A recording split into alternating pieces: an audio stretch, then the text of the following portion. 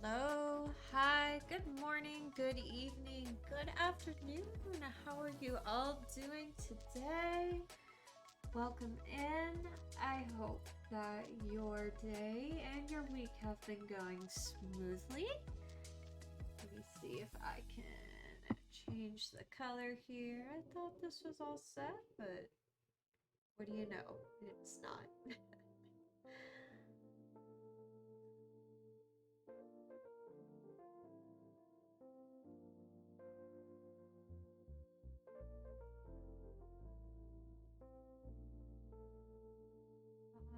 Alright, let's see if I can. Oh, that's nice actually. I kind of like that. Alright, so today I kind of wanted to do something different. This is something that's been going through my head for a little bit. And it's something where I wouldn't necessarily call it a podcast, but more of just expressing a lot of things that have been on my mind and wanting to go in deep conversation with. And this is stuff that I have on my mind consistently. And I try to talk to people in my life, like my circle and with work and my fiance, my friends. And I go into these deep cycles and they just look at me and they're like, well, what the fuck are you talking about? Like, I have no idea. I have no idea where to even start in trying to carry the conversation or going into more detail.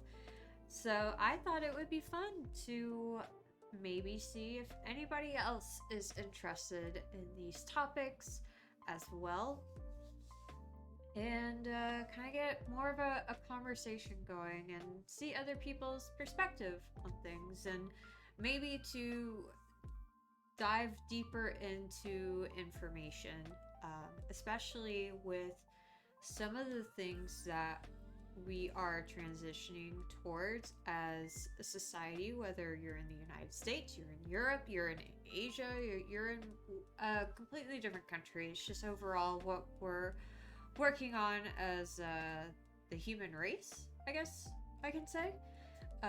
And the biggest one for me was electric vehicles or EVs.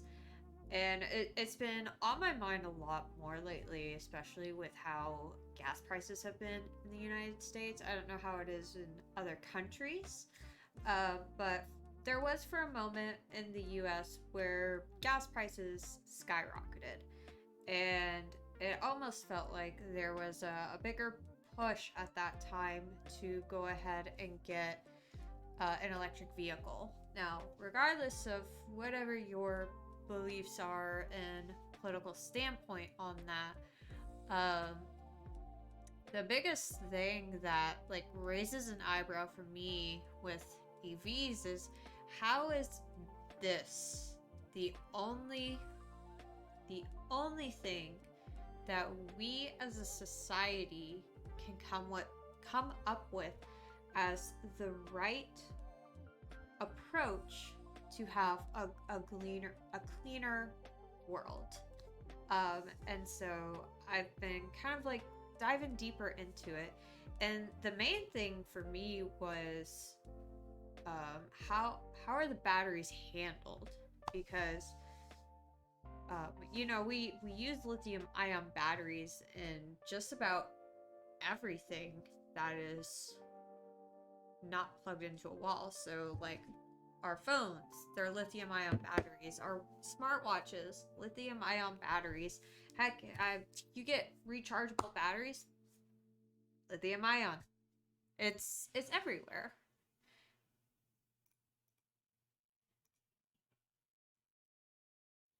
What did I just click on? I don't know what I just clicked on. That is not what was meant. There we go. So the first topic I wanted to talk on was the electric vehicles. And something that really intrigued me was how overall are we mining for these batteries? because I had read or I had heard from people that it wasn't the most sustainable way of how we were approaching getting batteries. And I was like, okay, well, let me do more research. And so I stumbled across the website The Verge, which is really good for what I've seen as reliable information for technology, entertainment, science, so on and so forth. And this kind of captures this topic, a lot of that. And I saw this article. It was posted on February 15th, 2022 on The Verge by Maddie Stone, stating the EV boom is being fueled by underpaid, underfed cobalt miners. Workers at a Tesla supplier say they can't get enough food or water on the job. And I was like, huh, okay, this is a little interesting. So scrolling in, it talks about a certain employee who clocks in at his job at the Komodo Copper Company, KCC, in the Democratic Republic of Congo at 7 in the morning, and he leaves at 6 at night. The work is physically demanding, and while KCC provides Andre with lunch, he says the food quality is poor. He's often hungry afterwards. He is also thirsty, with only a little over a liter of water provided to him a day, despite toiling deep underground in a mine that gets sweltering hot. We asked KCC for more water, but they haven't done anything.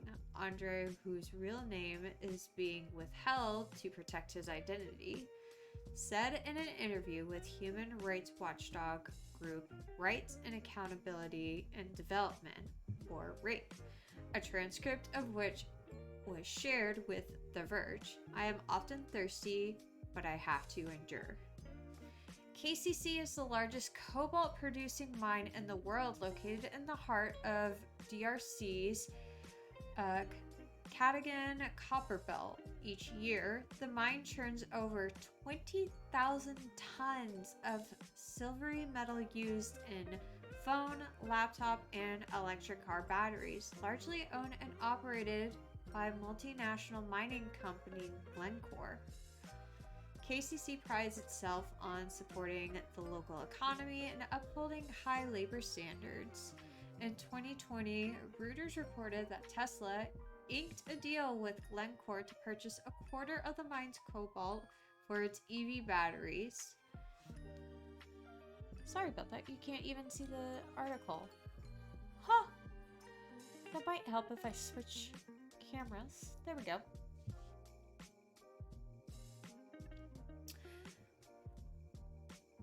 Largely owned and operated by multinational mining company Glencore, KCC prides itself on supporting the local economy and upholding high labor standards. In 2020, Reuters report that Tesla inked a deal with Glencore to produce a quarter of the mine's cobalt for its EV batteries, a move seen as an attempt to insulate it from allegations of human rights abuses in its supply. So, this really sparked an interest in me, knowing that this is something that we use every day. Literally are using every day. I think about my mouse, my keyboard, my phone, and to know that there might be people on the other side that are struggling to be able to mine this. Granted, like there's going to be physical labor and a lot of manual labor as well with jobs like this, but if that's the case, that people are being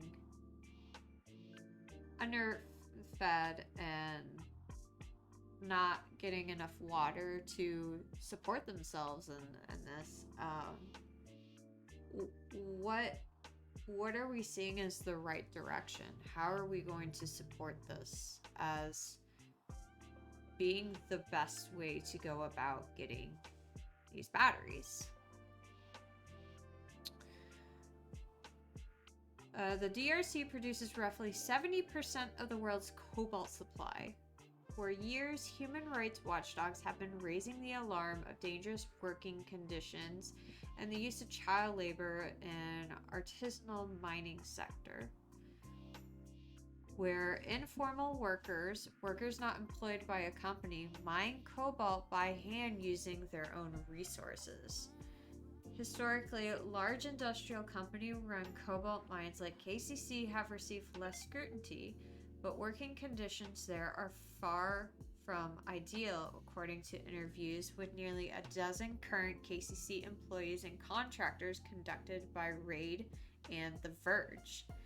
The employees, all of whom requested anonymity?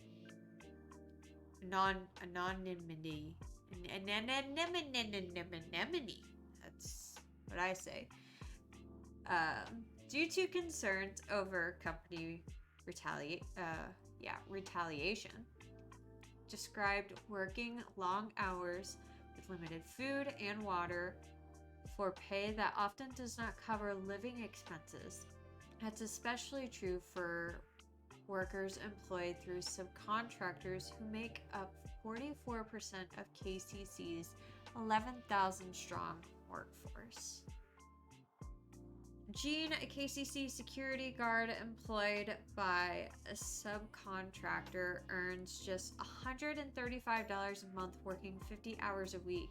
Another contracted security guard, Mark, makes $300 a month working 66 hours a week. For an average household of 2 adults and 4 children, a living wage in the region is $402 a month, according to RAID. Okay, so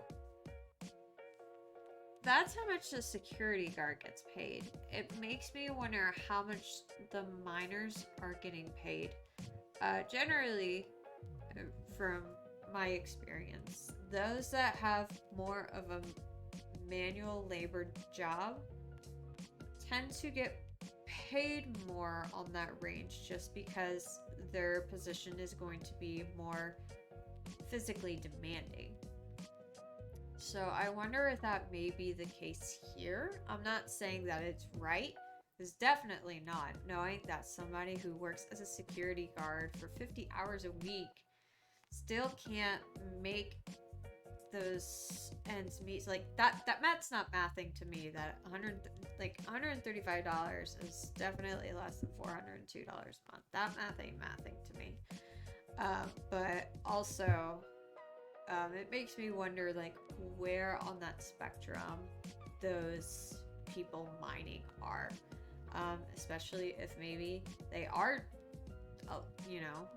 speculation if there are children that are working in these mines, or even people that are third party that work for these mines.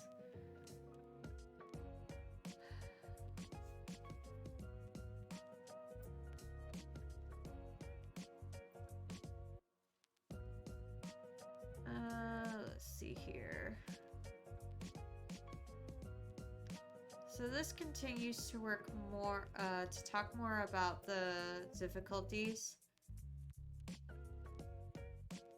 Glenn Clark told RAID that it is making efforts to boost the number of management positions held by Congolese nationals, and the figure stood at 85% of July 2021. It also said it has promoted more than 3,000 employees in the last 5 years, most of them Congolese nationals, that Congolese and non-Congolese employees are treated equally in terms of benefits and bonuses. All salaries for foreign and Congolese workers have been benchmarked and market competitive. a spokesperson told. The issue raised by workers at KCC are alarming to Anneke van Woldenberg. I apologize if that is definitely not right in pronunciation, but the executive director at RAID. But mining companies are often reluctant to make voluntary improvements to their labor practices that could eat into their bottom line, like paying all workers a living wage. Benjamin Savakul, a professor of energy policy at the University of Sussex, who has conducted research on cobalt mining in the DRC, says that companies often match their standards to the requirements of the country they're operating in, and Congo has some of the worst best practices there is. Interesting. Compounding the problem, Van Woudenberg says that companies will often tout their adherence to industry human rights standards that target a limited number of issues. For instance, in its most recent impact report, Tesla stated that it only works with cobalt suppliers in the DRC that conform with the Responsible Minerals Initiative, Responsible Minerals Assurance Process, or RMAP, whose standards focus on forced labor and the worst forms of child labor.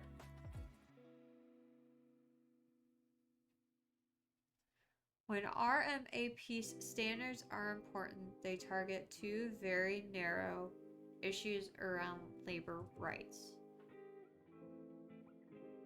Am I reading that correctly, or did I just... What? Am I about to get myself, like, yeeted off the internet? I feel like I am.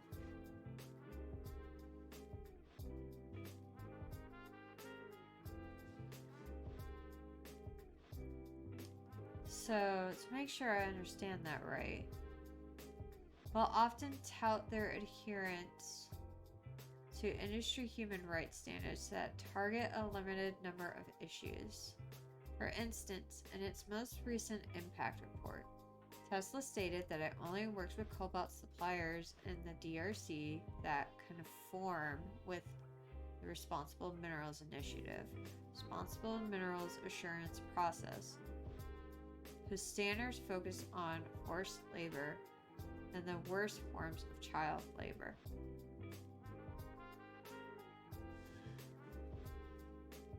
I'm hoping I'm just reading that wrong.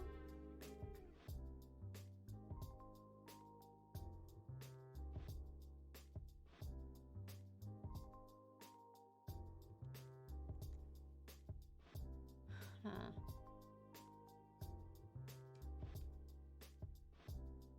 Okay.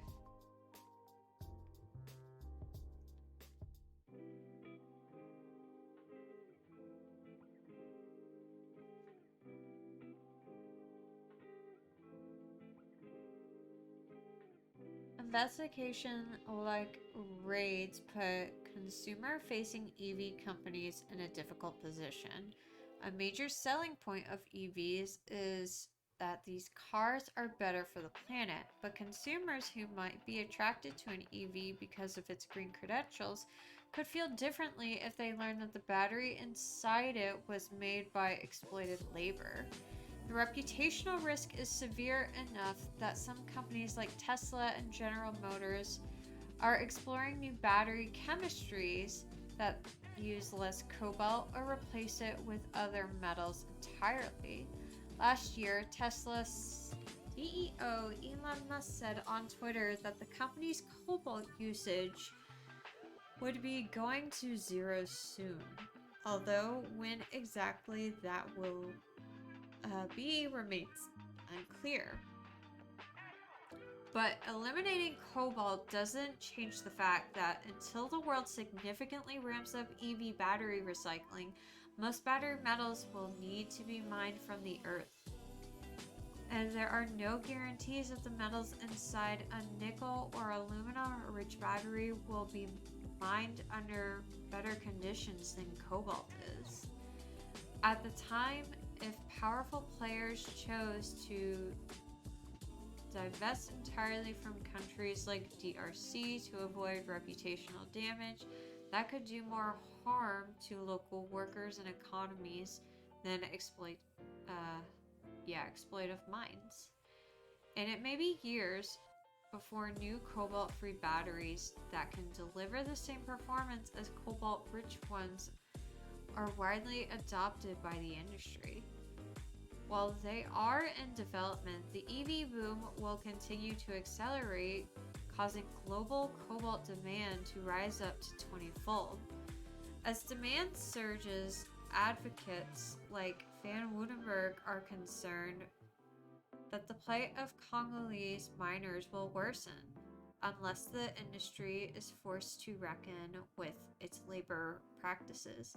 Mining companies and consumer-facing EV brands both have a responsibility to, she says, to apply much stronger ESG credentials, including ensuring that all workers in their supply chains are paid a living wage and that none are subject to workplace abuse.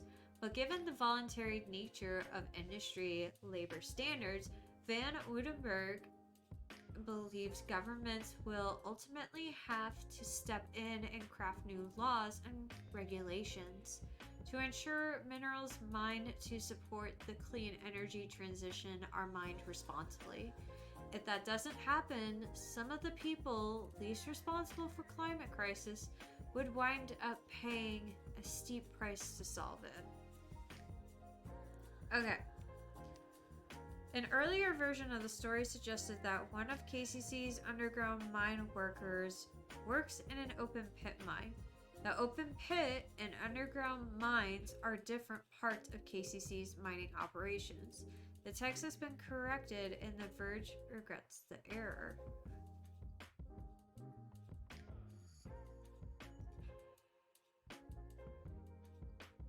Okay. So we are reading the most up-to-date version of this, so we don't have to worry about anything that is not corrected. So this kind of reminds me of when I was in high school in economics, and we watched a documentary about how diamonds were mined. And it, from what I watched of that documentary of diamonds being mined, it was still like a very tragic situation on a larger scale than this, but I see a lot of comparisons. For instance, if there are younger workers that are mining for cobalt for batteries, that are miners, that is of concern, because what is this going to overall do to their bodies? And then also, if it's forced labor, what if someone doesn't want to mine? Then are they threatened? This is all like thoughts, and these are all wired thoughts that I have at night, hence the title of this. These supposed thoughts are always going through my mind, and to know that we are looking for alternatives. Of course, it's Elon Musk, so it wouldn't surprise me that he's looking for different places to look. It is a good thing that we're trying to maybe reduce some of that, but in hindsight, like this article says, if we spend less time relying on that, then we're going to be overall affecting the economy of that sector. So like they said, the Dominican Republic is one of the largest places for mining cobalt. Well, if we move to another resource, say it's silver, or maybe we go to a completely different resource. Maybe we say, no, we're not going to use batteries at all. Let's just say we figured out how to use carbon. We're just going to use carbon. We're going to use what's in the air. And we divert away from that whole support system that we had invested time in to mine and to sign contracts with money is going to heavily affect that country and their economy. So that part is going to crumble, which means that it'll cause a domino effect to that country.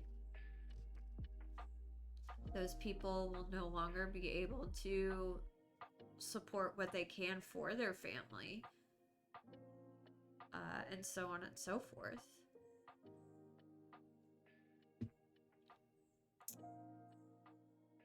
So then I got to the question of, okay, well, how are we recycling these batteries? And it kind of looks like to the point where it's like, we don't know what's the best way. We really don't. And it doesn't look like we are truly advertising or advocating or demonstrating, supporting, teaching, whatever it may be, the best way for us to go about recycling lithium-ion batteries. Because it's crazy too, because the way that we have been practicing, quote unquote, and I put quotes because the main one that we can all think about are our phones. What is inside here? We are told that the batteries in our phones can last maybe 2-3 years or so on. Or if you're Apple, then allegedly your phone is slowing down because you need a new battery. But I'm not going to go into that too much. That is a completely different topic. But the batteries in our phones last maybe 2-3 years, so they say. Okay. Well, then by that time, we're wanting to upgrade to a new phone anyways. So you upgrade to a new phone. Well, then your carrier takes care of that phone for you. So that means that what is mostly the number one item that we can think of with lithium-ion batteries, as normal people, normal civilians, don't really worry about the stresses of recycling those batteries. And that comes to my mind a lot too with my mom, because my mom had asked me a lot of like, hey, what do I do with these old phones that had the lithium-ion batteries? She didn't know how to recycle them. And I think a lot of people are still like this today, even though we have been using batteries like this for years, if not over a decade now.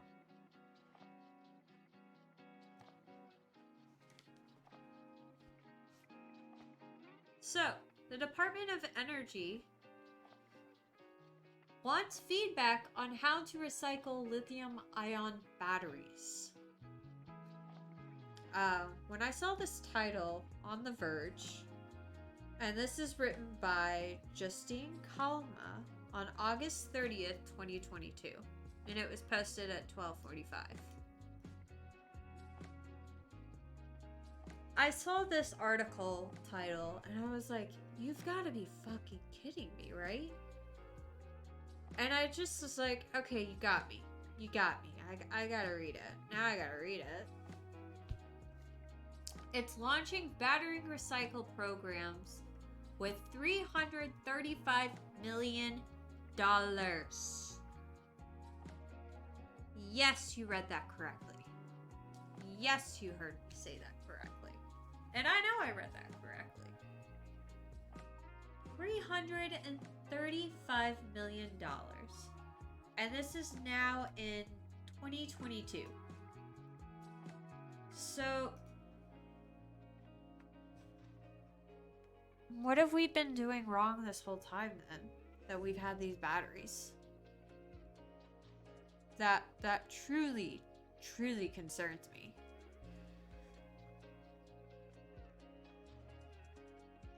The Department of Energy just took a first step towards launching new lithium-ion battery recycling programs in the US.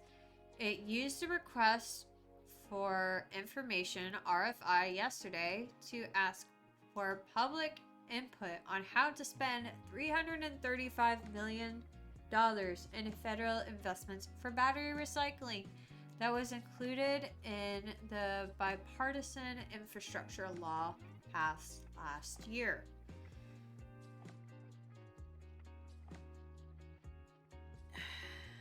I just really don't like this first paragraph. And the main reason is, if you are the Department of Energy, I would hope that... I'm sorry, the Department... Yeah, if you are the Department of Energy, you would have a pretty good idea of where it's coming from, how we're getting it, how it is being used, and then from that, be able to figure out how to properly dispose it. This paragraph, just the way that they write it, tells me they're like, bro, we have no fucking idea. You tell us how to spend it. I don't know if that's just this author's or writer's way of grabbing the attention. Maybe they are just as passionate and vocalizing or talking about it as much as I am, and they're just like, oh, let me grab your attention with anger. But that first paragraph definitely got my attention. That's what it was. They did a great job. Did a great job. Yeah. But please feel free to jump in as well with your input, because this is about having a conversation. I don't want it to just be one-sided.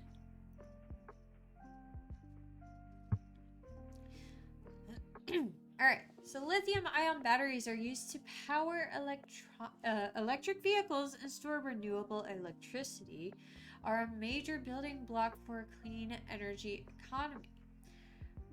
Recycling could ease the impending squeeze on materials needed to meet rapid rising demand for those technologies, especially as the Biden administration tries to keep the U.S. on track to meet pollution-cutting goals it's agreed to under the Paris Climate Accord.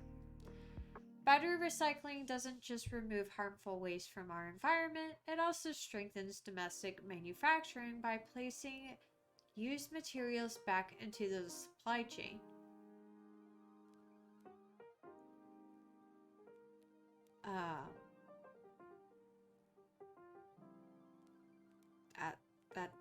That's the whole point of recycling, period. It's not just battery recycling. Yeah. I can sound like a real bitch right now, but it's like, no shit, Sherlock. U.S. Secretary of Energy Jennifer Granholm said on August 29th press release. All in all, the bipartisan infrastructure bill invest over $7 billion over 5 years to build up a domestic battery supply chain.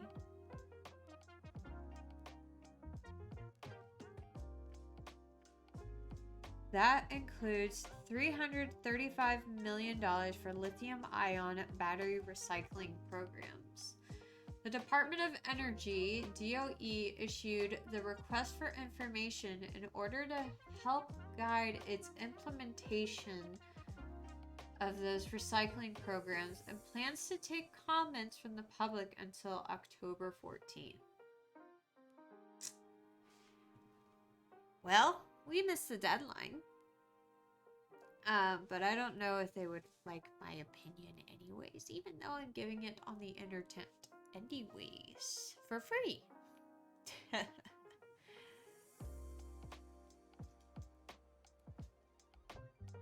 The programs are supposed to improve the process of collecting batteries at the end of their lives and harvesting valuable materials from them. The programs also aim to minimize environmental risks from tossing out and rehashing used batteries, while also making battery cycling more popular and developing a new workforce for the recycling industry. So again, programs supposed to improve the process of collecting batteries at the end of their lives. Yeah, just say it's to improve recycling batteries or lithium-ion batteries. But I do like the idea of it expanding more labor, expanding more of a workforce, especially if, yes, if this is what we as a society decide, that this is the best thing to do, and this is the best overall to go for, then yeah. Absolutely. The funding will also go toward finding useful second lives for old electric vehicle batteries. An EV battery might be replaced once it's lost about 20% of its capacity, but that means it could have up to 80% of its capacity left for other uses. The battery might be paired with solar panels, for instance, to hold excess energy soaked up during the day so that the clean electricity is available at night. Some car companies, including Nissan, are researching how to reuse EV batteries to store renewable energy for power grids. Okay, yeah, so that really sparked my that really scratched an itch, or scratched a corner of my brain that I totally forgot.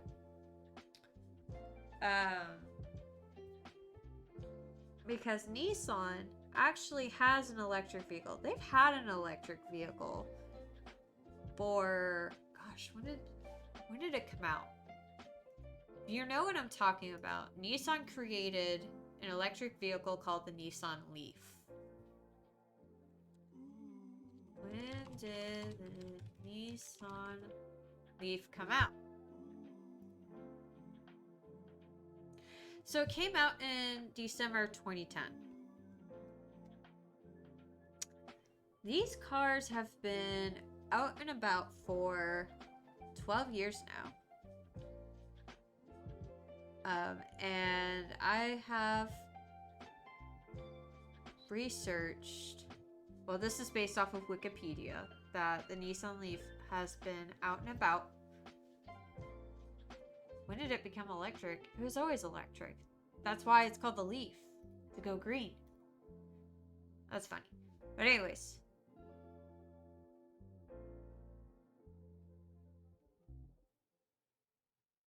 They came out in 2010.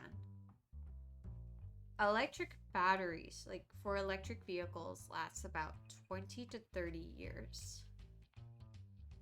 So that means that the first round of electric cars, these leaves, are leaves? And anyways, they are now coming up to the time of being recycled.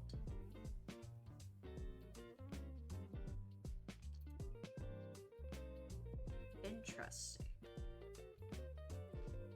So of course Nissan would want to jump on this. Policymakers, meanwhile, are scrambling to figure out how the nation is going to have enough batteries on hand to reach its climate goals. To slash greenhouse gas emissions, Biden wants the power sector to run entirely on carbon-free electricity by 2035. Well, I guess what I said before of just running on carbon is not going to work because, yeah, no, that's not. If we could somehow figure out, like, plants to make carbon turn into oxygen, without it being a plant and it was a vehicle, that would be ideal. But that's also probably a crazy thought.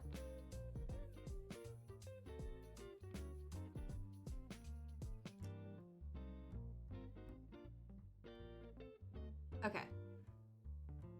But anyways, Biden wants the power sector to run entirely on carbon-free electricity by 2035, which will be virtually impossible without a lot more energy storage from batteries. Biden also issued an executive order last year calling for half of all new vehicle sales in the US to be hybrid or electric vehicles by the end of the decade. In California, one of the world's biggest markets for cars, laid out new rules last year to phase out gas-guzzling cars in favor of plug-in hybrid and battery electric vehicles by 2035.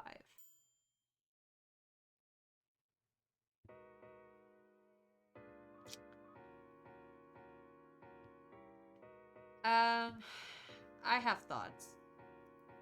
I have lots of thoughts.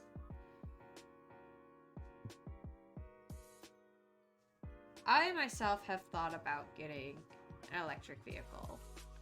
I have. And I like the concept of them because it's less overall maintenance for a vehicle. All you really have to worry about are the tires for a longer period of time.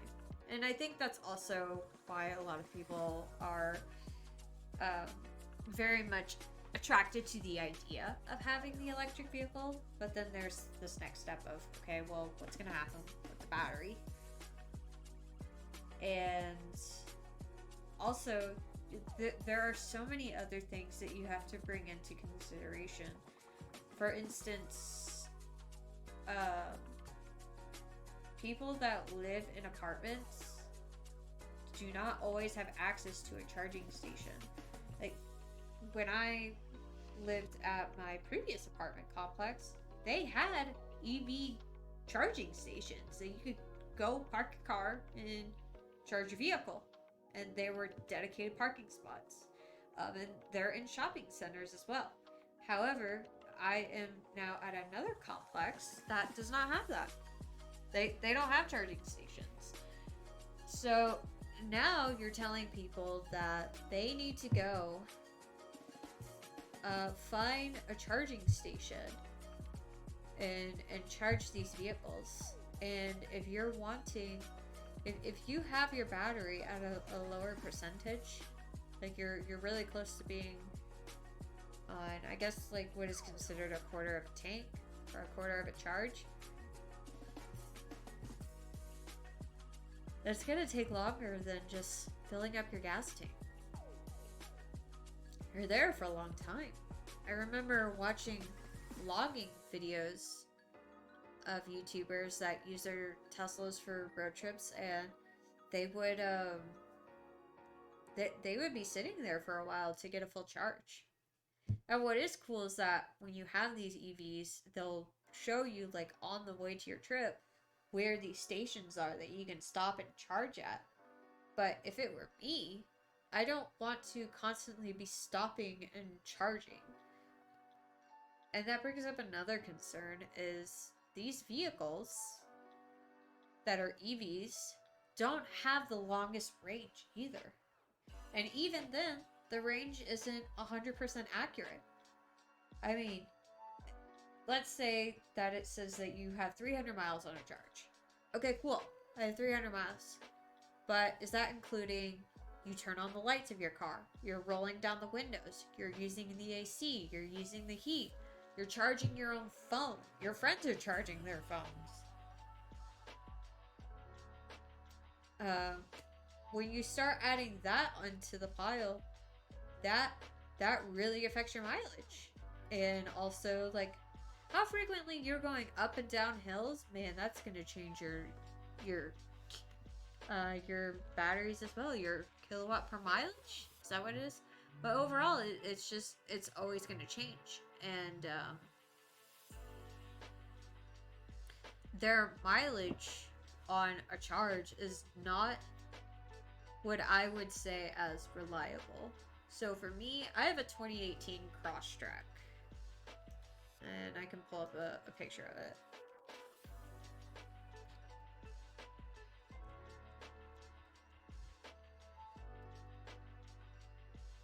So this is the vehicle that I drive. And I love it. I love my vehicle. Is it gas? Yes. But I get about 33 miles per gallon in the city with it. So that's like city interstate driving. And on this car, I can get maybe 490 miles on a tank. Versus if I went with a Tesla,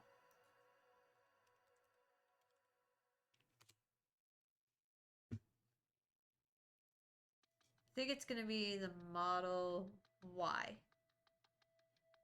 That is somewhat similar to my car. All-wheel drive, 330 miles.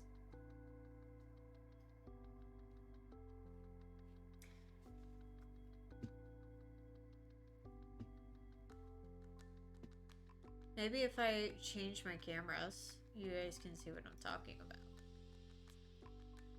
Total professionals here. So this is the car that I have. 2018 Subaru Crosstrek. Actually, when I filled up my car, I fill up my car every 2 weeks, just about. It clocked me at getting 540 miles on the range based on my previous driving.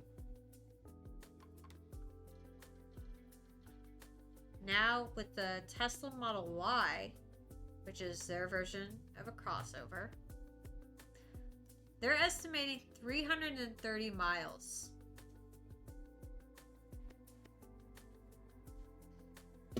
That's a big difference.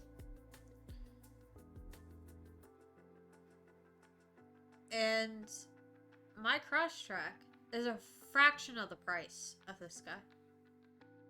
It's a third of the price. Like, if you go and you look at this price, oh, it's actually not that bad. My Crosstrek, yeah, still about, what did I pay for it? I paid like $26,000 for my car. Now you're looking at paying $66,000.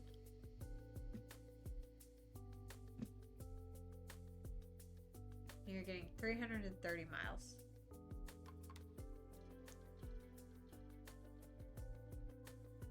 Anyways, I digress.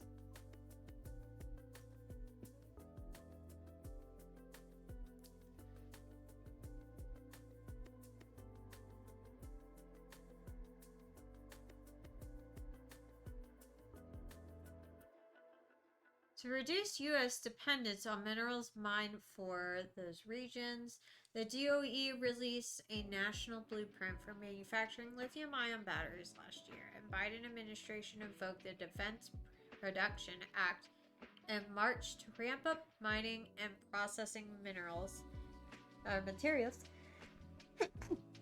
Excuse me. Within the nation's borders, but that push for domestic mining has environmental groups and Native American tribes worried about what damage it might cause at home. the US prioritizes recycling batteries rather than relying so heavily on extracting brand new materials. It could help shrink many of those problems. Yeah, just about what we had said.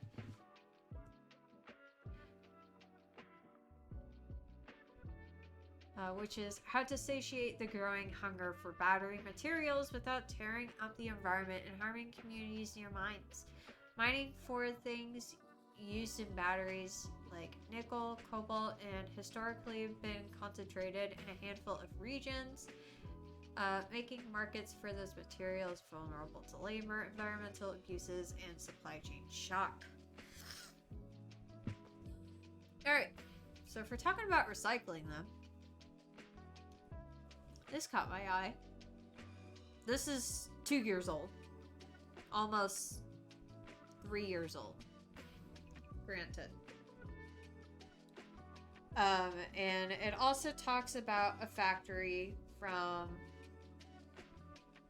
almost 6 years ago in here. So that's something to consider, but also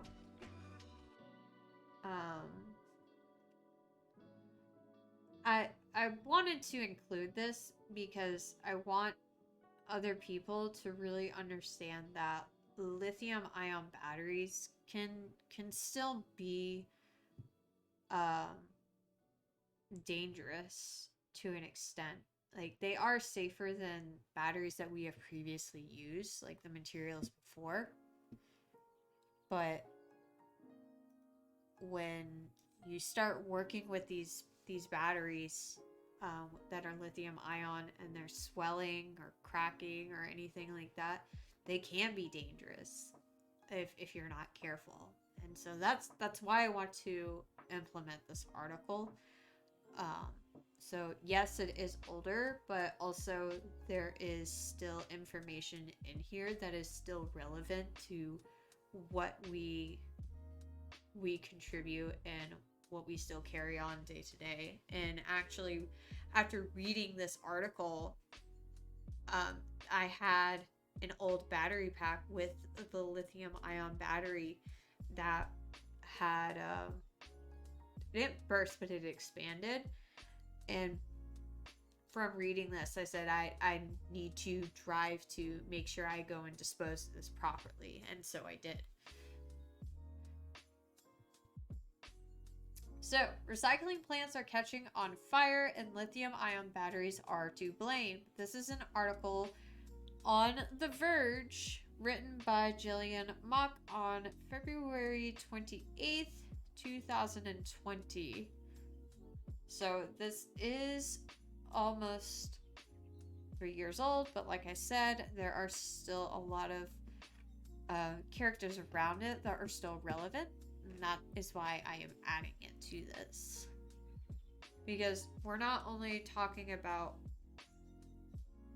EVs, I'm also talking about lithium ion batteries in general with the whole system.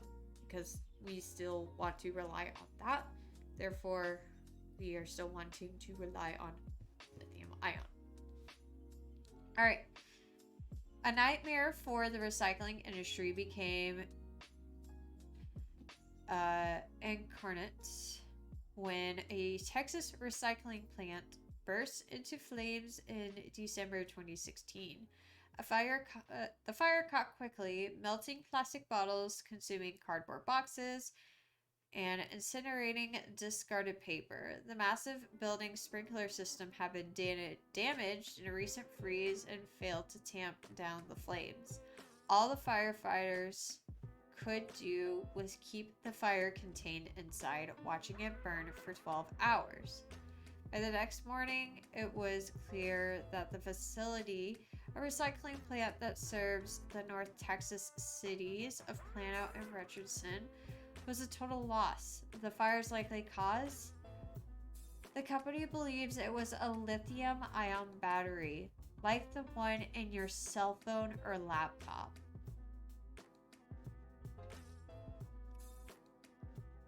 So, they're saying all it takes is one battery. One battery. besides this, to start a flame for a recycling facility. As lithium-ion batteries power more and more of our electronics, they are ending up in our recycling bins, and recycling plants are battling hundreds of battery-caused blazes. What we do with our batteries and electronics at the end of their lives is feeling one of the biggest emerging problems in the world of waste. What keeps me awake at night are these, Amy Adcox, General Manager of our Public Service Plano Business Unit, says as she waggles her phone. So she's talking about her phone. Talks about that.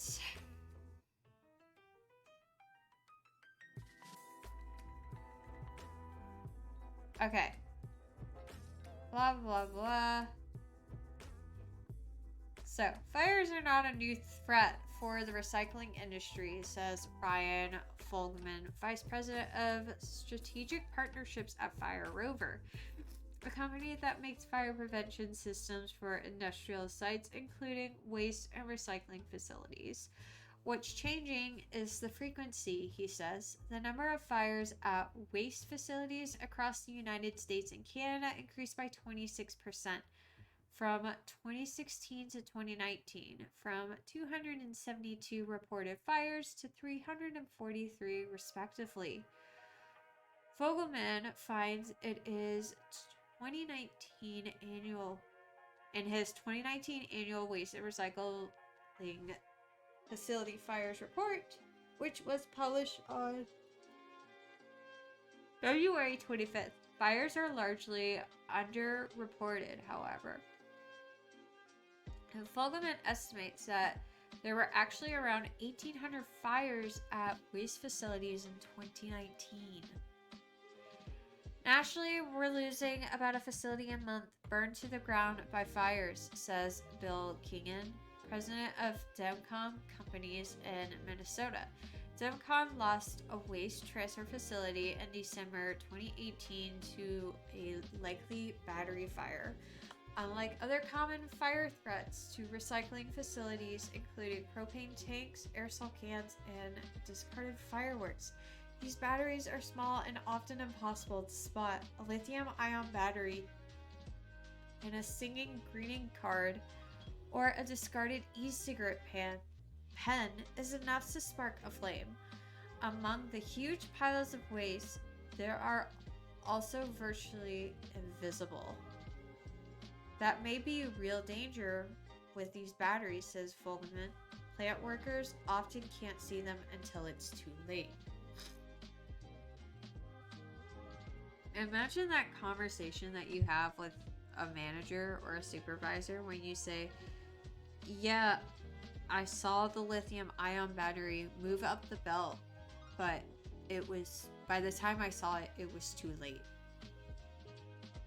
Hey, Broggle, how are you?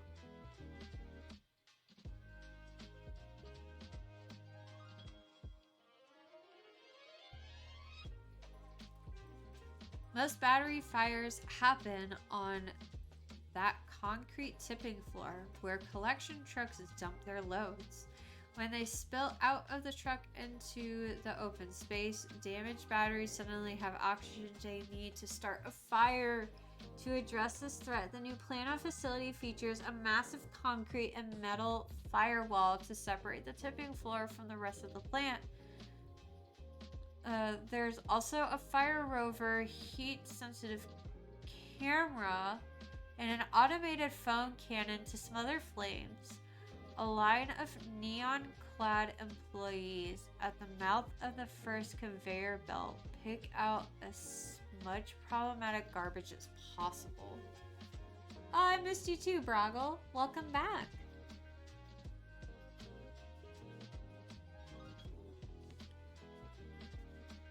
So as of right now, how we are trying to deal with lithium-ion batteries and recycling facilities is by having a dumping zone in a concrete building, flame fighting foam, and people at the front lines picking out what can be problematic. So I am creating, or I've thought about creating a segment called Wired Thoughts, Sproggle, where I bring up topics like I am today with electric vehicles or lithium ion batteries. And we go into more of a conversation of like together about how this can be affecting us. Yeah. So what have you thought about electric vehicles overall? Or the process of us all going electric?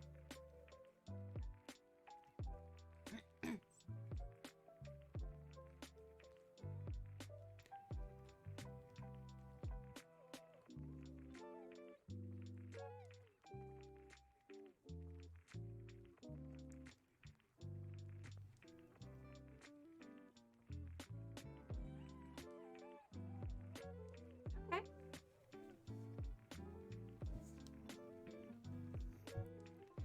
No problem.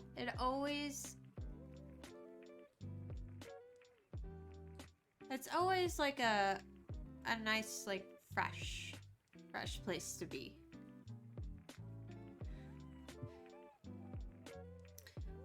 But I always wonder, I'm curious what it's like to be that employee at the mouth of the first conveyor belt that's like picking out these problematic items. So if it's problematic and it's a lithium ion battery, surely they're wearing a form of gloves. And I wonder too if they have, because if it's already been split, I might. But depending on where time is right now, because it's midnight where I am, probably not tonight.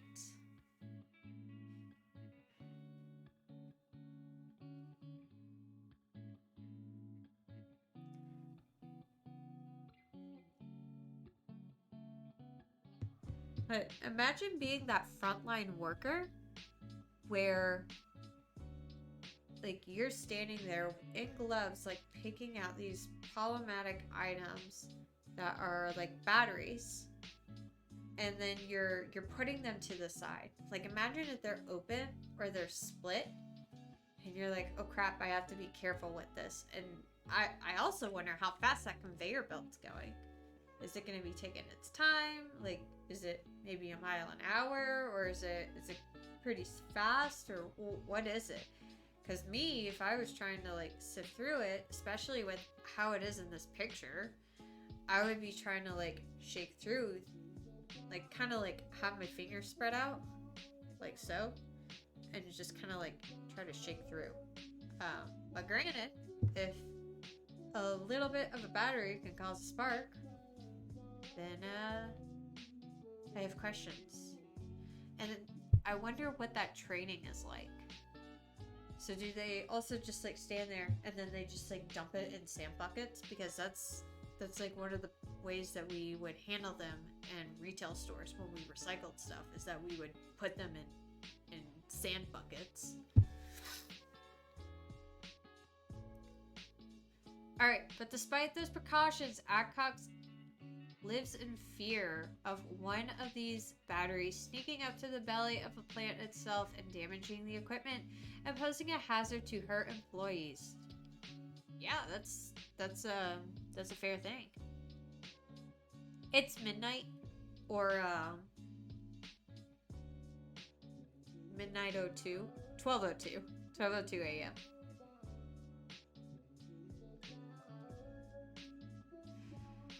I'm posing a hazard to employees. That's what happened at a similar facility in San Mateo County, California in 2016, causing a 4-alarm fire fought by 100 firefighters in a 4-month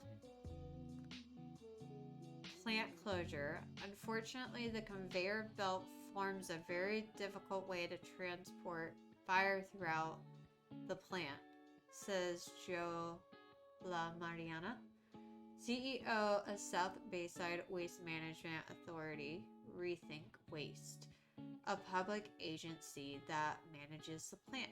Huh. Yeah. But I work a second shift, so I don't go in until my shift doesn't start until 12:30. So I can stay up for a little bit.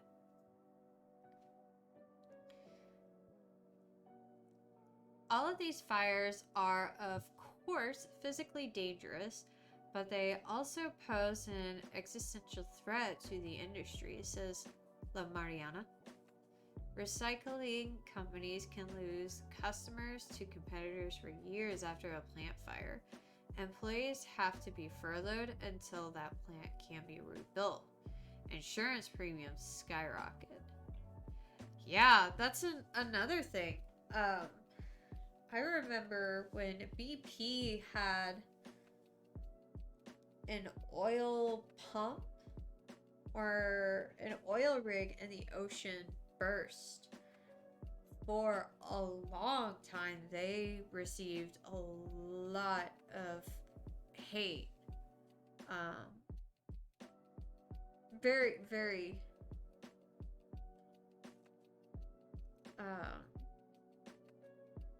I could say that it was definitely somewhat allowed, because they, if I remember correctly, they actually used the cheaper design to make the oil pump. But they received a lot of criticism from the public about it. And so I can only imagine what that would do to a recycling facility, especially if we're trying to state that we're trying to go less carbon, like we're trying to eliminate carbon emissions and we're trying to reuse, we're trying to recycle more. How ironic would it be that the recycling industry ends up becoming more of a dangerous thing? Hi! So I actually have a business administration degree, but I'm very fascinated with technology and how it affects society overall. So I like to try to deep dive and also try to have the conversations with others. How are you today?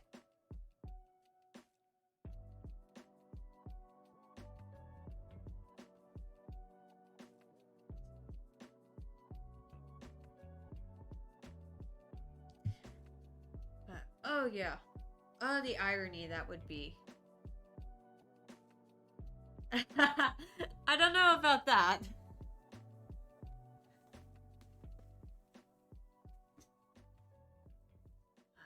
Man, the irony. If recycling facilities are not the way to be energy efficient, that would be very, very interesting. Since reopening in spring 2019, workers at Plano facility have already dealt with 3 small fires. One was definitely caused by a laptop, the other a cordless vacuum. The vacuum fire had to be put out on a customer's front lawn since the battery caught fire as waste haulers attempted to unload a curbside recycling bin. Could you imagine? Hold on. I have to like try to here's my acting, okay? Imagine this basket right here is like your standard garbage bin that you put out in the front of your driveway. And you said, "Oh, I no longer want it. I no longer want this hand vacuum. I'm gonna put it in here. I'm gonna throw it away. I don't do this. Okay? All my electronics that are lithium ion, I go and I take it somewhere to have them recycled. But could you imagine that they say, I'm gonna put it in my regular trash, and then I'm gonna let my waste company handle it. And then those garbage men go and they toss it in their truck, right? And then you have a freaking fire. A fire in your front lawn.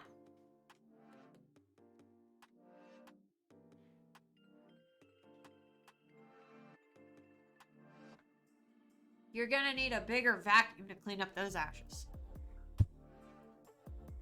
Is that too insensitive?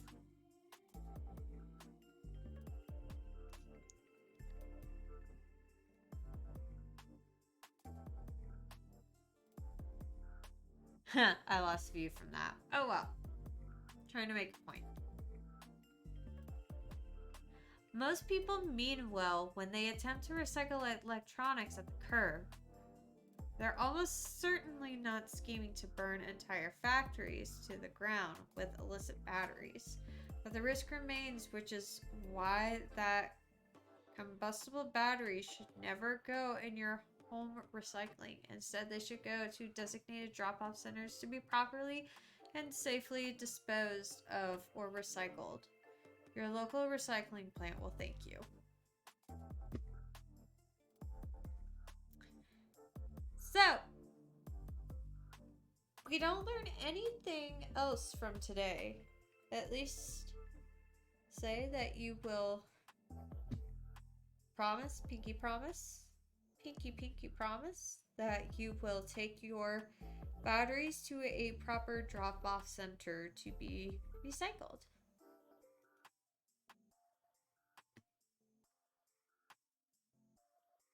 Alright. Another one from The Verge. I use The Verge because they are fairly easy to navigate. They have all sorts of different topics. This is by Justine Kalma, again, November 6, 2019. Electric vehicle industry needs to figure out its battery problem, which this is still an ongoing issue, whether it was from 2019, 2020, or if it was even this year, as we have figured out. Electrifying transportation is one of the biggest keys to solving the looming climate crisis. With more electric vehicles on the road and fewer gas guzzlers, drivers burn less fossil fuels and put out fewer planet-heating gases into the atmosphere.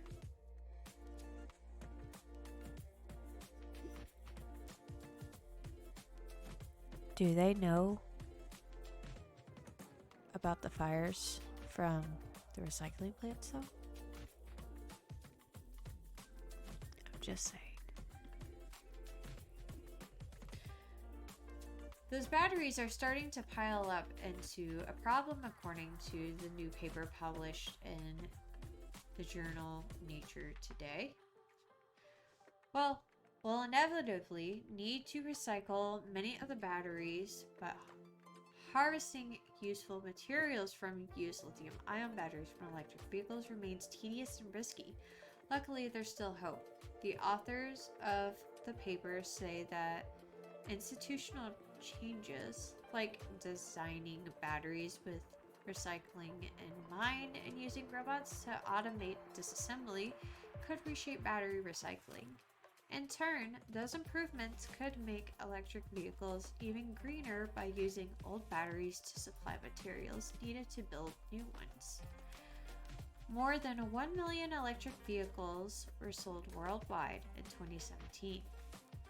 The study authors estimate that those cars alone will ultimately result in 250,000 tons of discarded battery packs. If those were to end up in landfills, they'd run the risk of going through a process called thermal runaway, which is basically a chemical reaction in the battery that causes it to heat up potentially to the point of burning or exploding, which is what we saw in the factory one that we just read. But exploding landfills aren't the only reason to avoid dumping old batteries that can actually stay useful long after being taken out of the vehicle. Much like your cell phone, over time the battery and the... Whoop, my bad. Much like a cell phone, over time the battery in an electric car won't be able to hold a charge for as long, so drivers get a new battery or a new car. But the used battery can typically hold the discharge up to 80% of power it did when it was brand new. And that's led to some clever solutions for what to do with batteries from the first fleets of electric vehicles to hit the market. This year, Toyota launched an initiative to pair old electric vehicle batteries with solar panels to power 7-Eleven stores in Japan.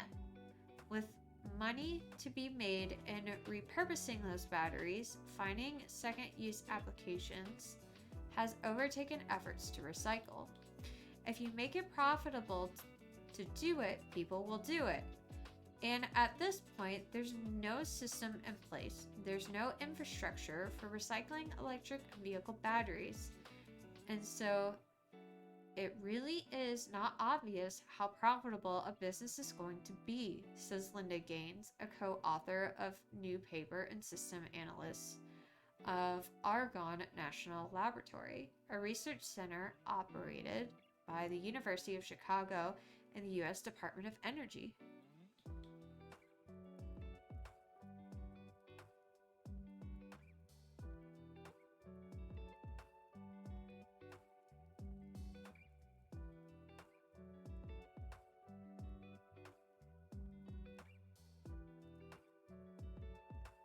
Wow.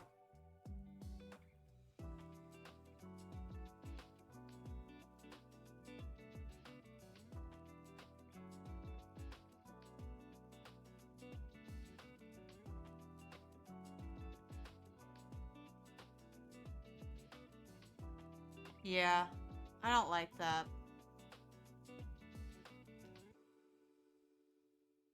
I'm sorry about that.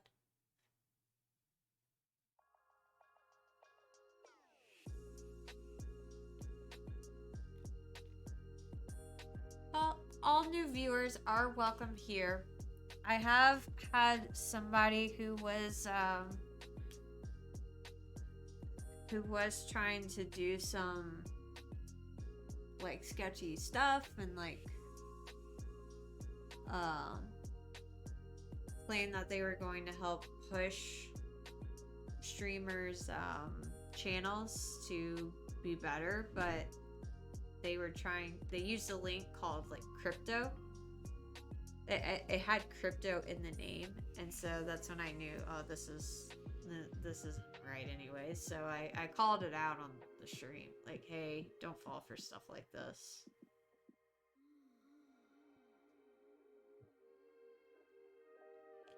Yeah, for sure.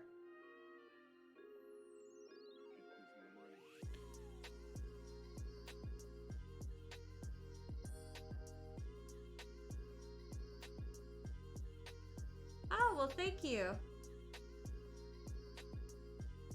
I appreciate that. And it also isn't just for me to teach, but also for those who are interested in conversations like this to have more of a deeper conversation. Because I'll try to talk about this stuff with some of my friends or coworkers, and they just look at me and they're like, "Girl, what are you talking about? Like, I don't even know. Like, we use cobalt in batteries. Like, what?" And so, because oh, cool. Well, if this is something you're interested in following more of, this is the first time I'm doing it, but I think I'm definitely gonna do another one on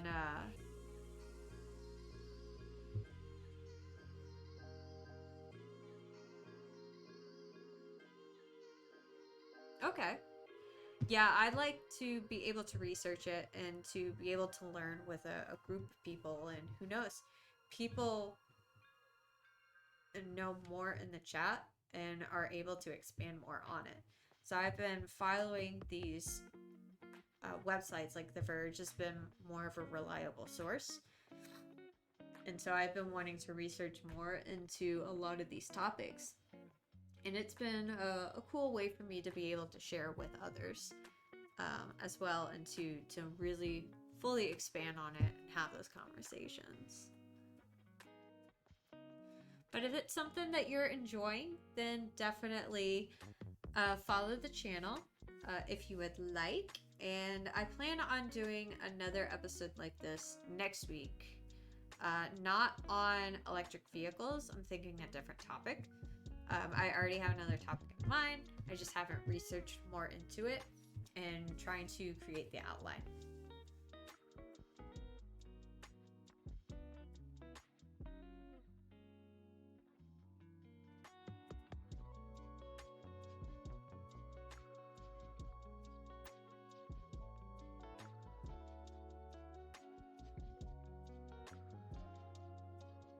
Gotcha.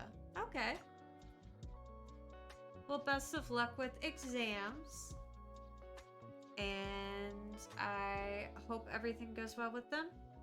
I remember those exam times. They were a little stressful. And I hope to see you soon.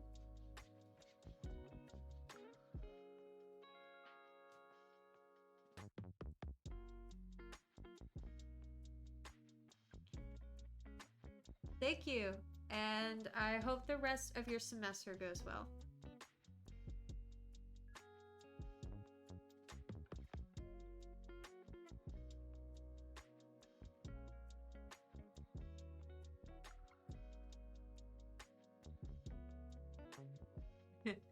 I appreciate it.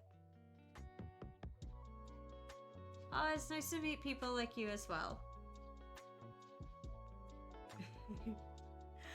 Awesome. Thank you so much for the follow. I hope you have a great rest of your day, night, and week.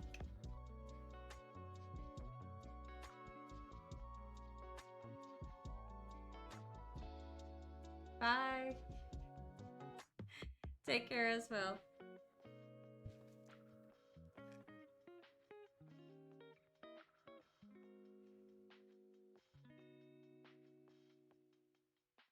All right. So Gaines and her co-authors. Merry Christmas to you and Happy New Year as well.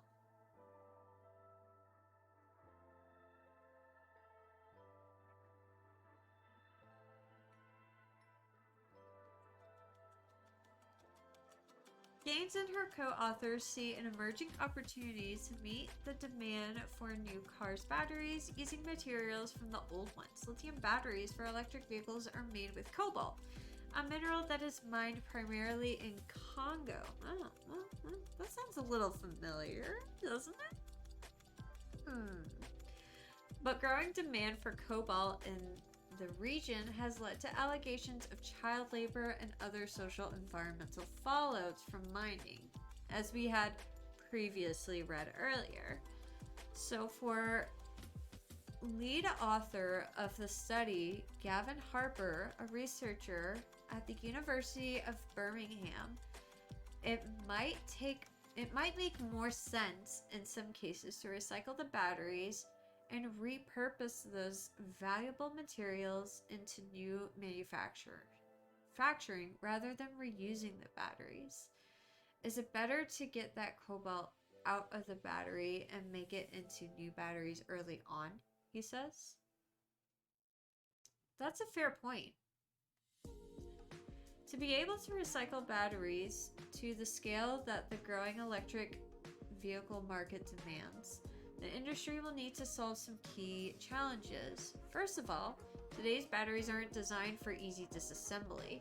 Batteries aren't all made in one standard way, making it difficult to automate taking them apart. A lot of the work needs to be done by hand by people who are skilled enough to avoid hurting themselves in the process. After all, these things can explode. When they do, they can also create noxious gases. And the types of sealants and adhesives that are used in batteries are extremely strong, making workers' jobs harder.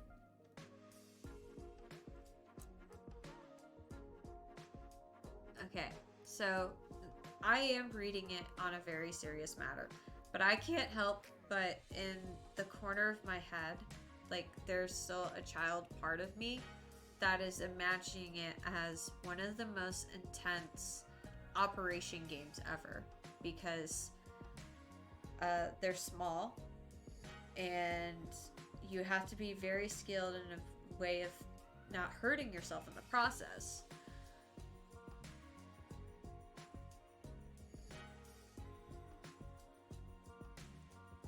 And that's interesting. I didn't think of it as batteries are all built differently, and I really should have thought of that, because even the battery, so like if you look at your phone, if you look at the specs of your phone, it can say it has like 3,300 milliamp per hour or like 4,500 milliamps per hour.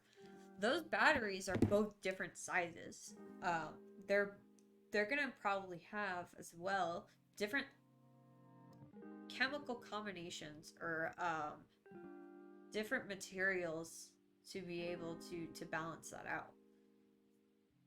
So like this battery in my phone is going to be completely different than a battery from like the Z Fold 4 or the Note 8. We don't talk about that. Or even shit, my keyboard. It's going to be a completely different battery. They're all different sizes. Robotic disassembly, the paper explains, could solve the risk posed to humans and could make the process fast enough to handle the future influx of batteries. But robots will need more standardized batteries in order to deliver their full potential. Not their painful potential, the full potential. Goodness. Can you tell reading was not my strongest subject? Those design changes could also be a win for manufacturers who are looking for cheaper raw materials. Easier disassembly could lead to extracting pure and consequently more valuable materials from the batteries that can be sold and or used to manufacture new batteries. The idea of the design for recycle is something that battery manufacturers should have in their hands, Gaines says. That kind of thinking needs to go into product manufacturing in general. The authors plan to begin trials of their solutions they've outlined, but assembly lines of robots taking apart batteries are still years down the line without a deadline yet in sight. So, could we potentially talk to the Department of Energy of them using their $335 million to build robots? Robotic arms? Question mark? Maybe this is what we would have the human droids do. Just imagine them having like magnetic fingertips and being able to pull apart this kind of stuff.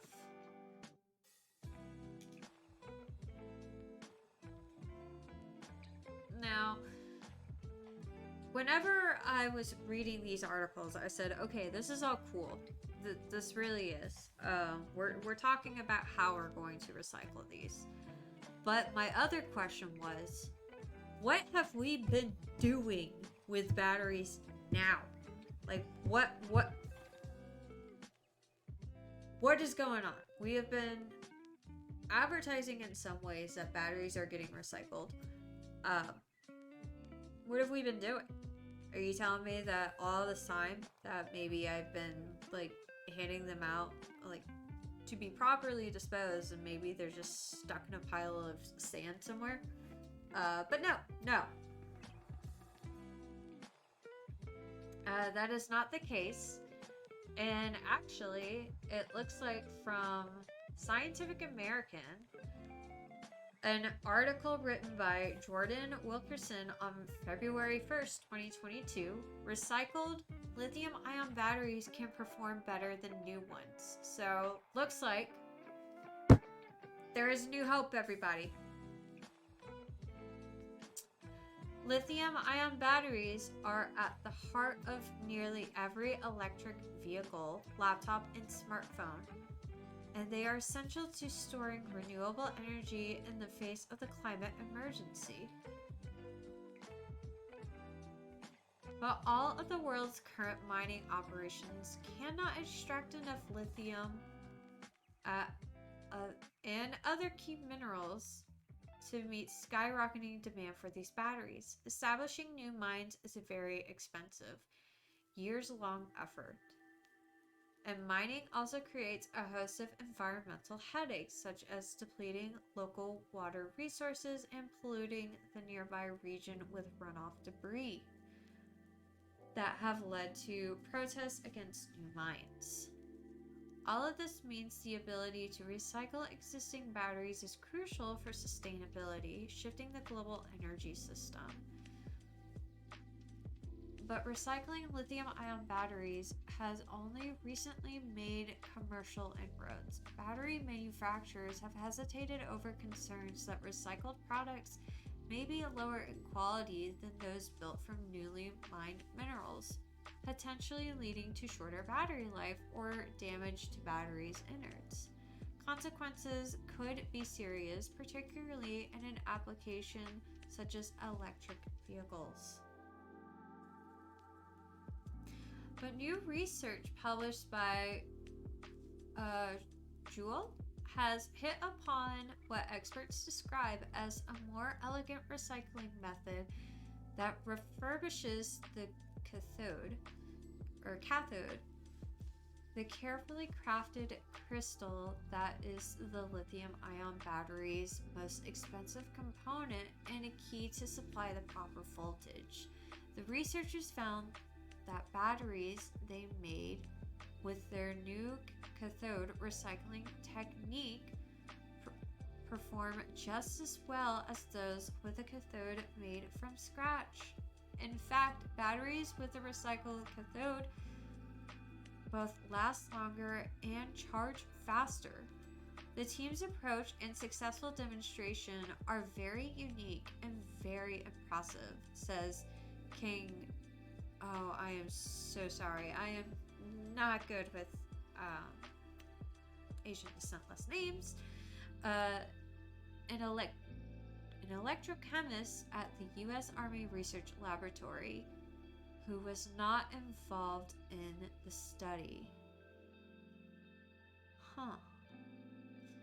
So we're figuring out that batteries with recycled cathodes can have a better output than what was originally made. And I wonder if all it is because what is used in that cathode is able to be altered in the state of being with the most recent.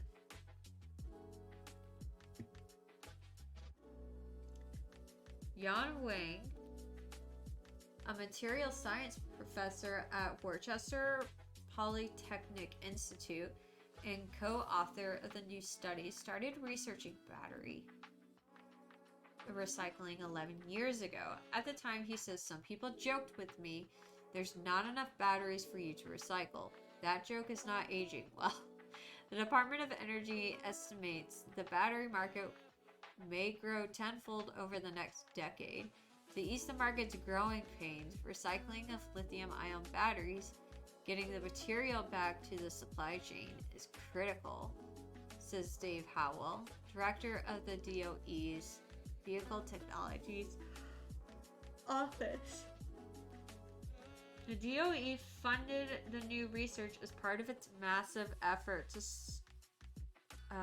spur large-scale battery recycling innovations in the U.S. When lithium-ion battery is providing power, a cluster of lithium ions moves from crystalline cage, the anode, to another, the cathode.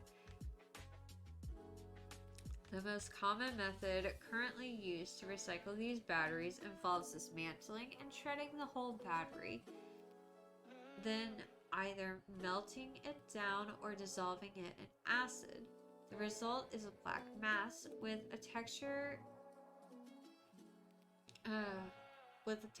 can that the texture that can vary from powder to goo.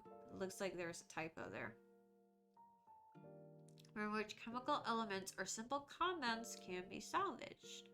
Those recovered products can then go through the same commercial manufacturing process that newly mined elements do to make cathodes. Huh.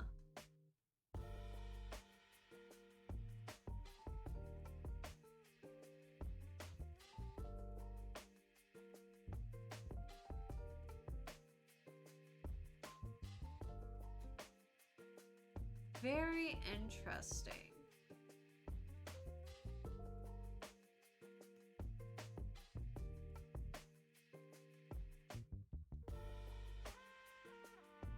So it looks like we are trying to get on a path.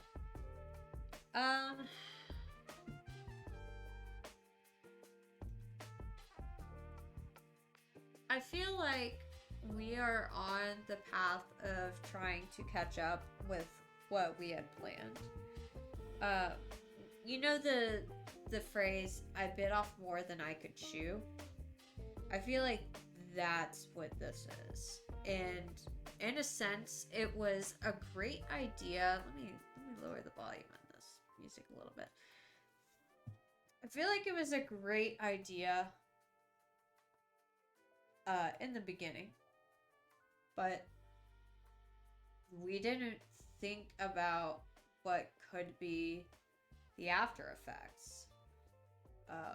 With that being how we would rely economically on this, resourcefully, and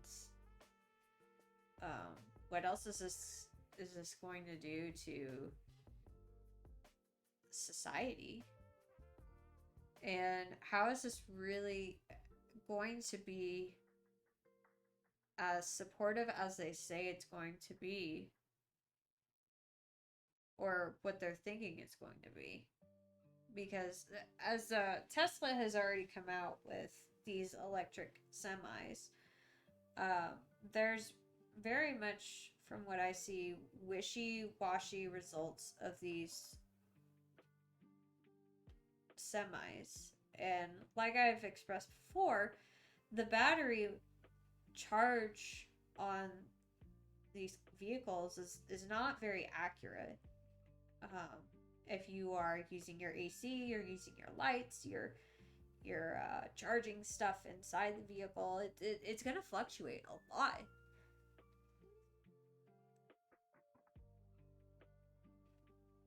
So that makes it very nerve-wracking for me to try to wrap my head around. Would I love to switch? Absolutely. Of course, I would love to find something that could be more energy efficient and overall help the planet and to help economies. But that's the thing, is if we take from one side, then another side is going to be heavily affected. So if we take from the oil companies gas, then, you know, oil companies are going to go down. But then the demand in lithium ion and cobalt is going to go up, which then means that if people are still not in the best environments of mining this stuff, then that economy can also crash. Then we can have another form of what happened in supply chain, where we couldn't get enough supplies. We couldn't get what we needed then it's going to cause us to try to find another solution. And then we start to rely on that more. And then this begins to crumble again, even though it was working its way back up. Then my other concern is, hear me out on this. We want to go fully electric. What the heck does that mean for our planes? Unless that is a completely different area that we are just not going to touch yet. Because imagine, if it takes an hour, let's just say as of right now, it takes like 30 minutes to an hour to get a full charge on a vehicle that maybe gets like 300, 400 miles on a charge. I mean, it's like practically empty. Imagine a plane, like a 737 that can go, halfway across a country? How long is it going to take to charge that? I'm just curious. I'm wondering how long of a layover that could be. And imagine the size of the batteries that you would need for that plane. How often would that plane need to charge? Especially with the weight of all the luggage, the people, the supplies.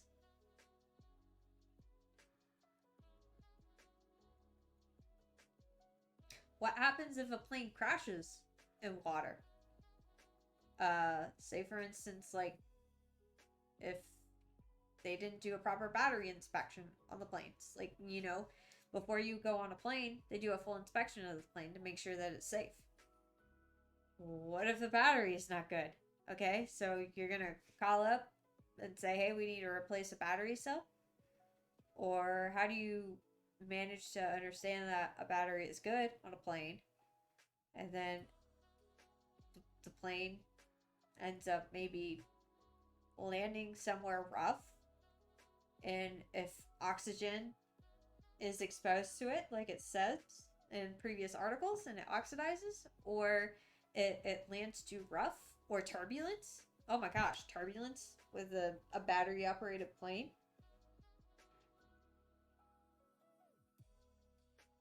What the heck? What do you do?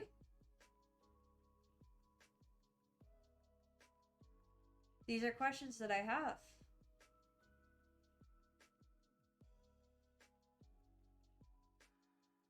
Anyways, should we read this last article and see if anything else comes up?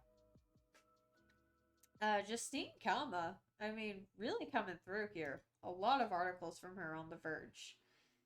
The U.S. wants to fix its broken lithium battery supply chain. A clean energy future depends on it. This was written June 8th of 2021. The U.S. announced plans to build out a domestic supply chain for lithium batteries, which are critical for electric vehicles and renewable energy. Its new goal is to be able to do nearly everything from mining, manufacturing, and recycling batteries within its borders by the end of the decade. If it fails, the U.S. could struggle to meet its own climate goals and compete in the growing electric vehicle industry.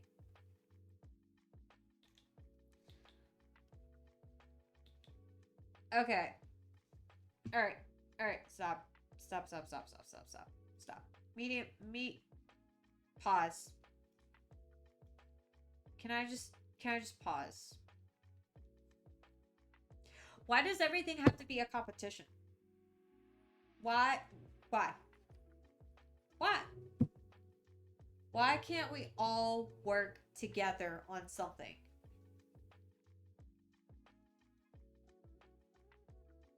I don't understand.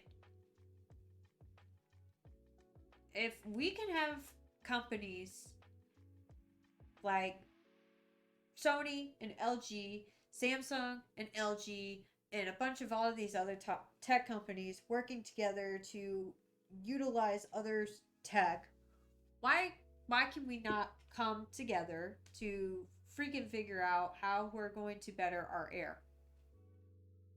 How we're going to better electricity, or how we're going to better operate as a human society. I don't get it. I don't get it. Why is it a race? Why does it have to be a competition? We already have the Olympics.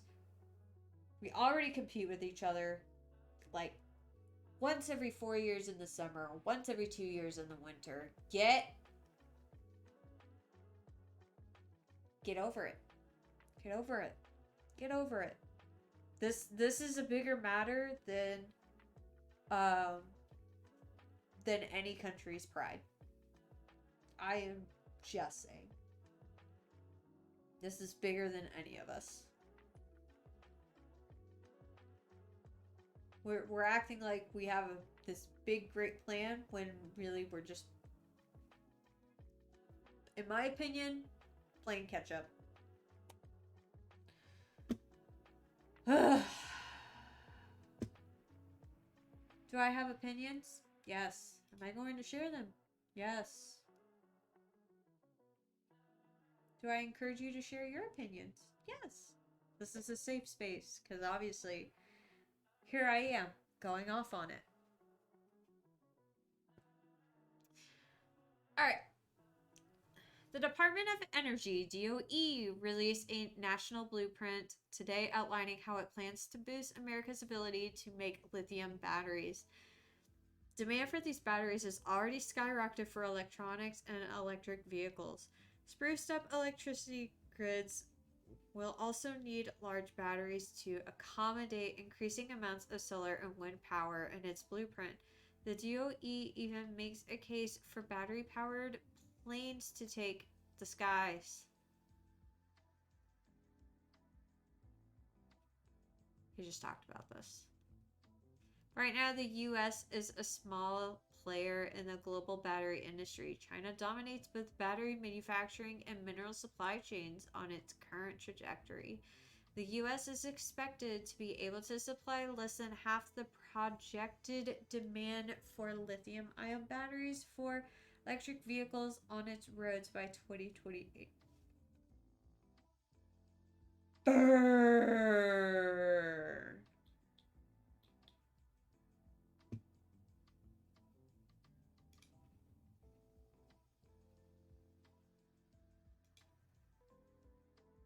Let me change this.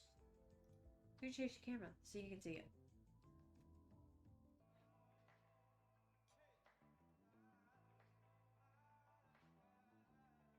Projections show there is a real threat that U.S. companies will not be able to benefit from domestic and global market growth, the blueprint says.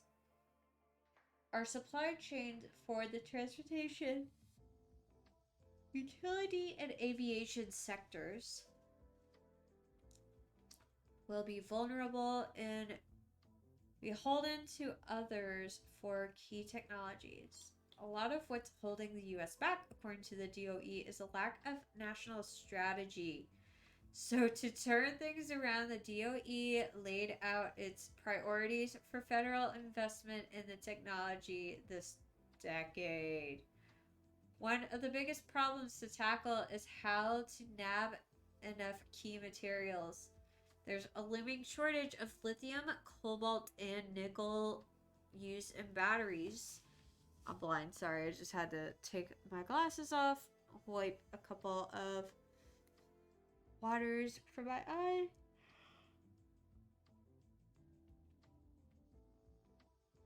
Okay, there's a looming shortage of lithium, cobalt, and nickel used in batteries. To make things worse, these things are only mined in a few places, and labor and human rights abuses are common.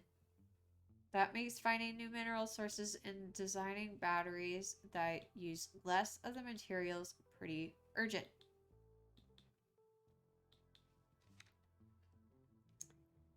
I'm just curious. What minerals were found on Mars? Magnesium, aluminum, titanium, iron, and chromium. are relatively common in them.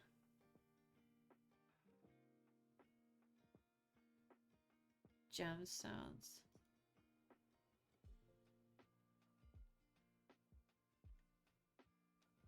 So, Martian crusts are silicon, oxygen, iron, magnesium, aluminum. Okay.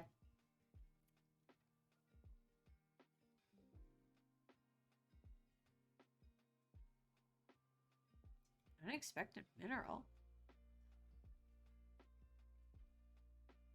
This is 2016. Okay.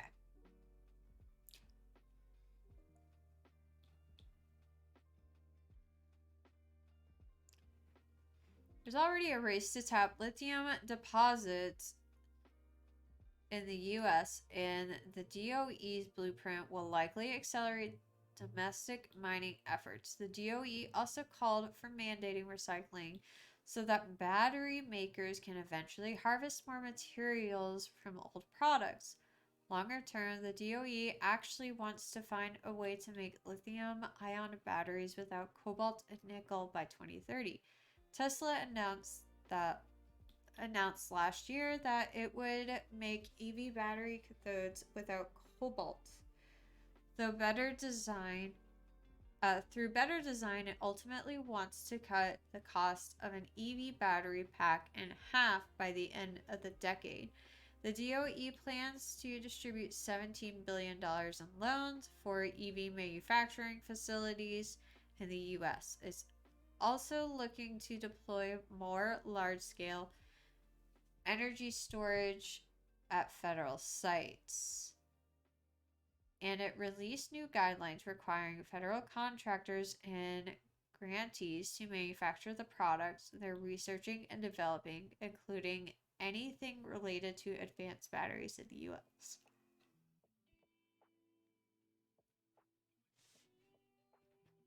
It's part of a broader push by the Biden administration to develop more domestic supply chains in addition to lithium ion batteries. There are also focus on critical minerals, semiconductor chips, and pharmaceuticals. The administration published a larger review of all the supply chains today and announced a new task force to stop supply chain disruptions.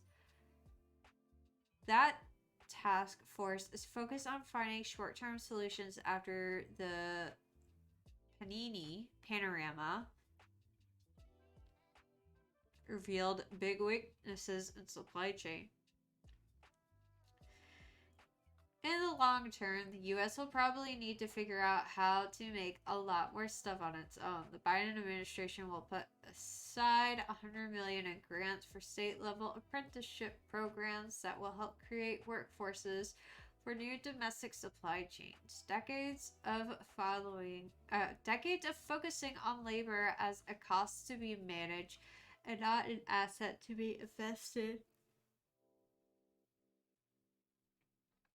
and have weakened our domestic supply chain. Deputy Director of the National Economic Council, Samira Fazili, said in a briefing today, "It's clear from these reports that we need to take action."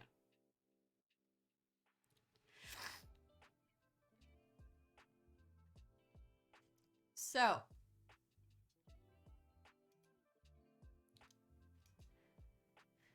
what I am still reading, hearing, and, well, I guess not hearing, but reading and understanding is we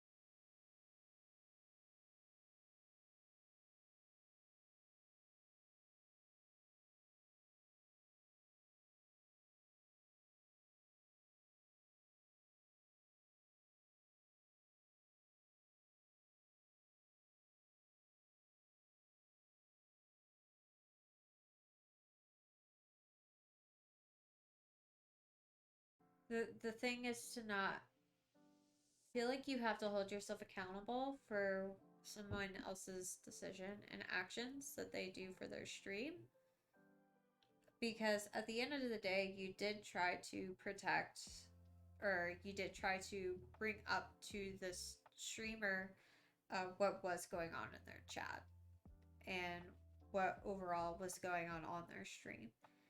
And even though they said that no, I want to keep this, then that's not on you. That's the environment that that streamer allowed. And again, the way I see it is they'll just have to to learn from their mistakes, or to learn from the situation.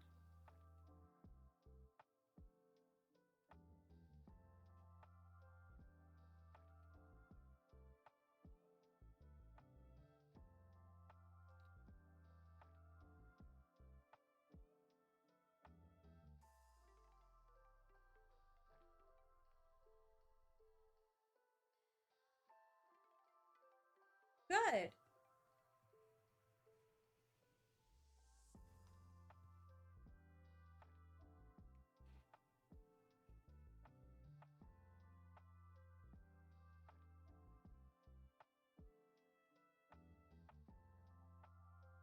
But you did report.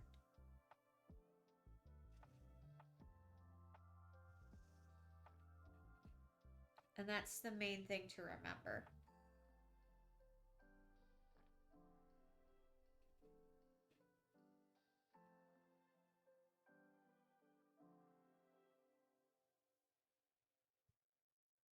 Ah, I didn't do too much. Just rambled.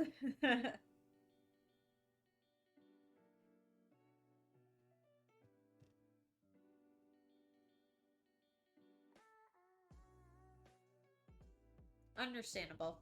This is a safe space.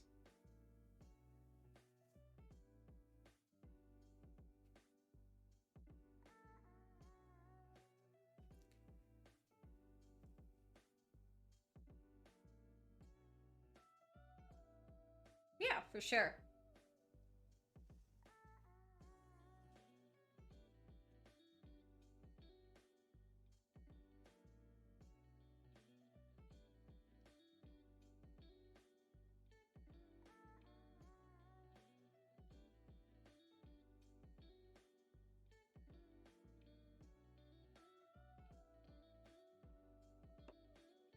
All right. Well, wrapping up what we were talking about before with this is I can see that we are uh working towards the right direction. Oh no, you are fine. Are you kidding? I love having people coming in the chat. I love having an active chat. For sure.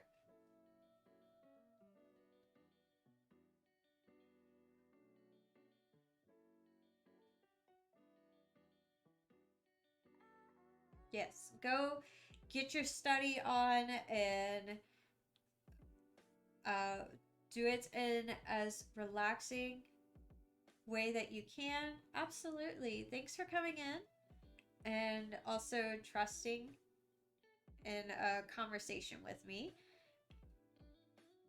And I hope again that studying goes well for you, and uh, try to be in a form of peace as much as you can.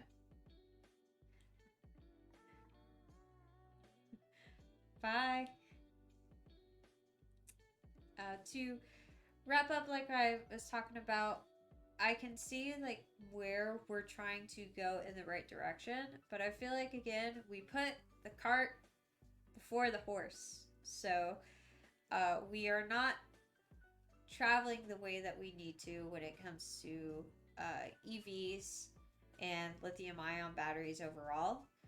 Um, so I think we have to we have to figure out how to put the cart behind the horse again. Because we started with this big plan that was amazing, and it can be amazing, but we didn't think it through all the way. But let me know what you guys think. And also, if this is something that you would like to continue, I probably will still do another episode, anyways, because I'm very curious about this next one that I want to research. And if you did enjoy sitting in, whether it was for relaxation or you are just having it on in the background, and you are doing homework or you're cleaning or trying to fall asleep, whatever it may be, if you think my voice is even peaceful, oh my gosh, thank you so much. I am honored. But if you did enjoy, give a follow, and I will be on stream again Saturday at 8 p.m. I will be doing the 100 Baby Challenge. It is a continued series that we've been doing, and I may pop in before then. I'm not so sure. I'm not entirely sure, but 100% I am scheduled to come on Saturday at 8 p.m. Central Standard Time. So, with that, I hope you all have a great rest of your night, great rest of your day, great morning, and also great rest of your week if I don't see you then. And I will see you all Saturday. I hope the beginning of your Saturday is a good one. Thanks again for tuning in. Bye.